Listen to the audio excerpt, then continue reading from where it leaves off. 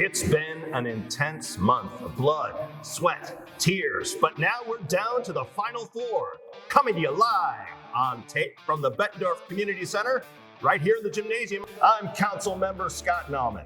And I'm Finance Director Jason Schack. Now, before you get too excited, you will not see either of us on the court today. Think of us as for the top stereotypical commentators for this, not about basketball, but about the city budget. We're sorry to disappoint. But it's an important topic and one that impacts each and every single one of us. How your property tax dollars are determined and how those tax dollars are utilized. So let's get to it. Our final four budgets.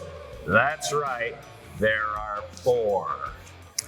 Yes, so before we get to our final four and how they all got here, we need to start with the basics of budget ball.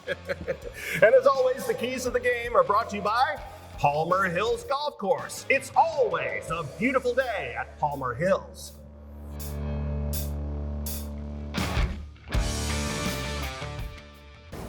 Thanks, guys. I'm Chip Lilienthal, here to walk you through the budget. Okay, so revenue drives the budget, right? We know that. And most cities get most of their revenue through property taxes. Property taxes collected by the city are a function of three factors: assessed valuation, state rollbacks and exemptions, and finally, the levy rate set by the city.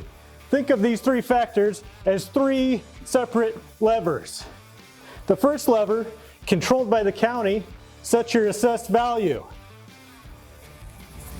This year in Bettendorf, an average home is assessed at about $272,000. The second lever is controlled by the state. They actually roll back that assessed value to taxable value. Homeowners in Bettendorf will pay taxes on about 54% of the value of their home. And finally, the third lever, the only lever controlled by the city, is the levy rate.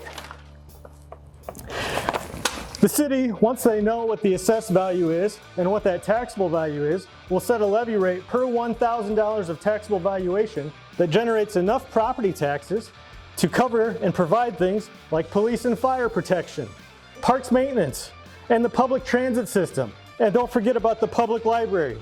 The calculation on an average Bettendorf home looks something like this.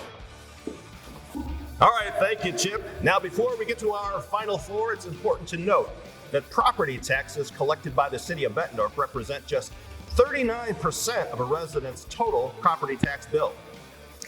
That's right, Scott. Other taxing entities set and collect their own property taxes. Governments such as Scott County and the Bettendorf and Pleasant Valley school districts, along with a few others, make up over 60% of a resident's property tax bill.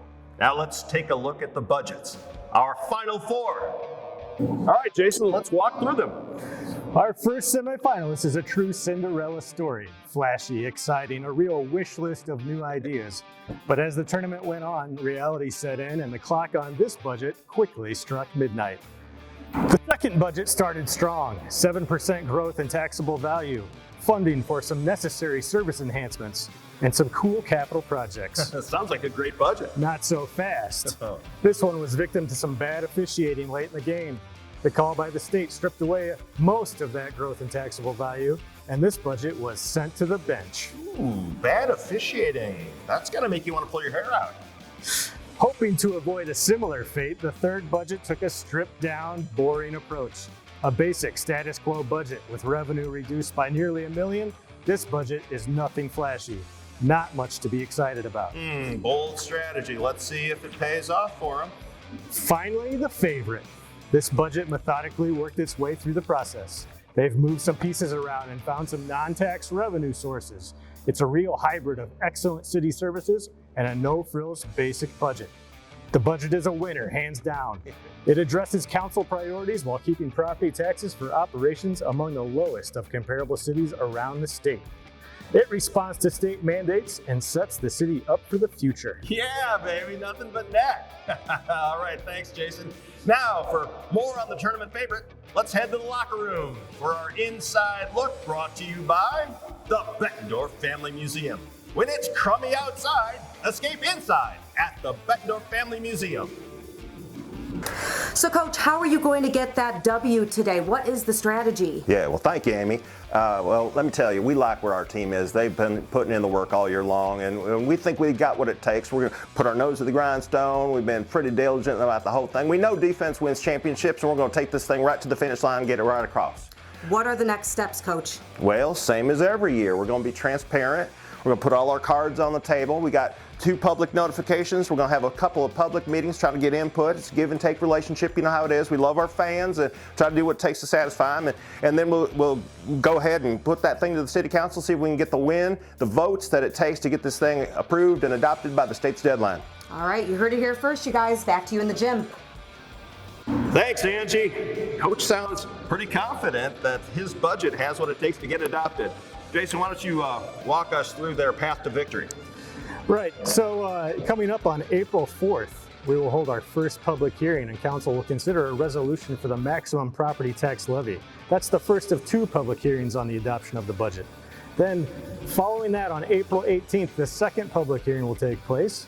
This will include the adoption and certification of taxes and finalization of the budget.